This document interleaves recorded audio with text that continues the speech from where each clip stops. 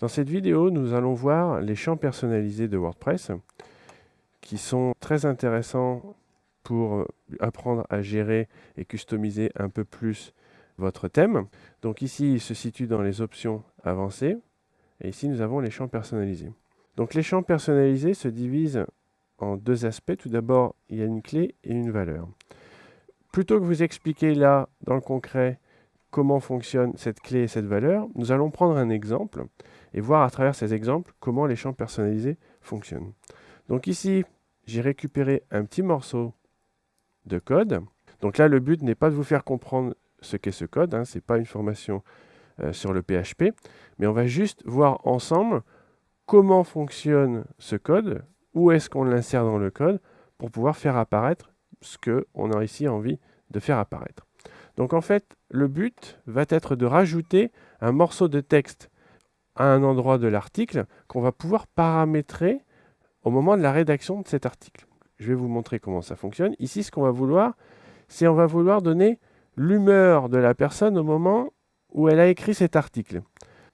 On va mettre ça juste avant l'article, on va mettre humeur, et en face, on va mettre ce qu'on veut en fonction de l'humeur de la personne ce jour-là. Et en fait, ce qui va se passer, c'est que on va avoir ici ce qui s'appelle une clé. Donc, on va utiliser comme clé mood. Et la valeur à gauche, si on regarde dans notre texte, donc la clé, on mettra mood. Et la valeur, ce sera justement l'humeur du jour. Cette valeur sera différente selon les articles qu'on écrit, alors que la clé, elle, restera toujours la même. Ici, je vais prendre ce morceau de code que je vais aller copier et coller dans mon thème. Donc ici, je retourne dans l'onglet Apparence, Éditeur de thème. Et ici, on va faire la modification sur la page d'accueil. Je prends ce fichier-là qui appartient à mon thème par défaut. Donc tous ces fichiers-là, ce sont les fichiers qui sont dans le dossier du thème par défaut.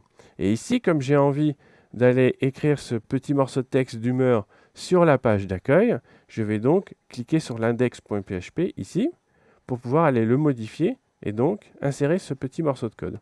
Donc ce que j'ai envie ici, c'est d'aller l'insérer juste avant le contenu. Ici, j'ai mon titre dans le code, PHP the title, c'est le titre, et moi je vais l'insérer avant le contenu qui se situe ici. Donc ce que je vais faire, c'est que je vais insérer ce morceau de texte dans la même balise qui s'appelle entry, mais juste avant le contenu. Je colle mon morceau de texte, et en gros, pour vous expliquer un peu ce que ce code PHP dit, c'est que pour cette clé-ci, on va ici afficher la valeur qui est mise en face donc de la clé dans mon article. Et devant cet article, on aura collé un petit peu de texte en HTML qui va s'afficher devant la valeur de ma clé. Donc maintenant, ce que je fais, c'est que j'enregistre mon fichier. Je retourne dans mon article. Je descends au niveau des champs personnalisés.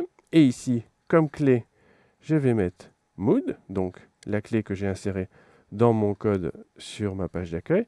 Et la valeur, ça va être, par exemple, en pleine forme. OK?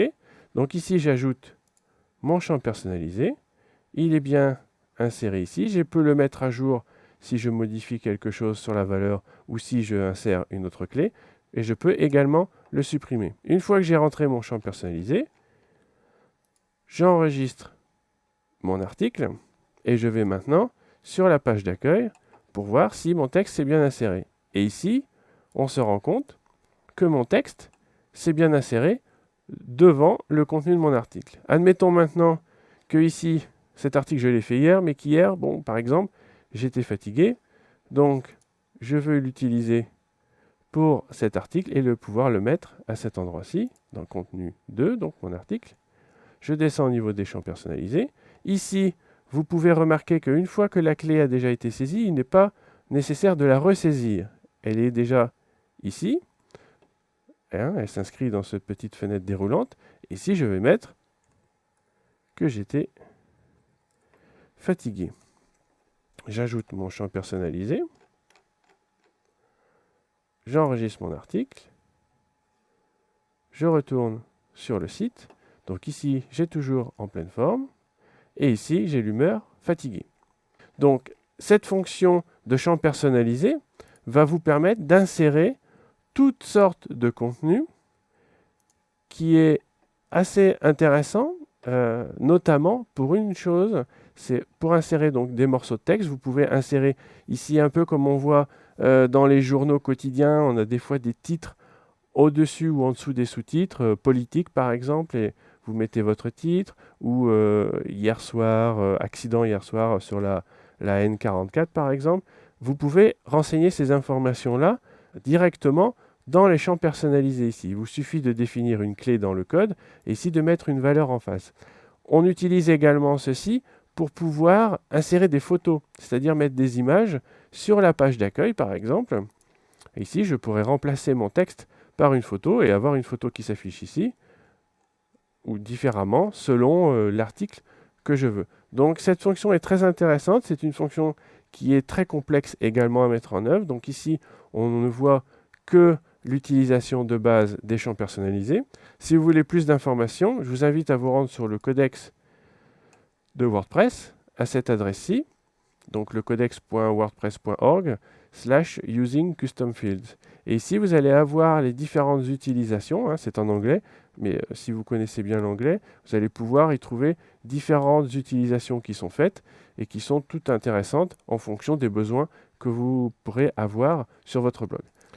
Et ici, je vais vous montrer un exemple caractéristique de l'utilisation des champs personnalisés pour l'utilisation avec des photos, des images. Donc ici, je vous emmène sur le site de nice.fr, un site dont on va reparler un petit peu plus tard parce qu'il propose des thèmes pour WordPress et ils sont tous en français. Bien souvent, on trouve beaucoup de thèmes sur le web, mais ils sont la plupart en anglais. Et en fait, Nice, c'est un site qui propose des thèmes traduits en français, ce qui est toujours très intéressant pour nous, francophones. Donc ici, on voit sur son site, c'est un blog qui tourne sur WordPress, qu'il a inséré des photos, des petites images, des petites vignettes, devant, après, un peu partout sur son blog. Et ces images sont insérées devant ces articles avec les champs personnalisés. Donc il utilise les champs personnalisés pour pouvoir insérer ses photos. Il le fait un peu partout, de différentes manières. Donc en fait, l'utilisation n'est pas très différente. Il suffit de dire d'aller chercher la photo à tel endroit et après de la customiser, de la styliser avec votre feuille de style CSS. Donc c'est un très bon exemple qui montre un peu l'utilisation des images à travers les champs personnalisés. Attention tout de même à ne pas trop abuser de cette fonction pour que votre thème et votre blog restent suffisamment lisibles et aérés. Donc voici en gros l'utilisation de base que l'on peut faire des champs personnalisés sous WordPress.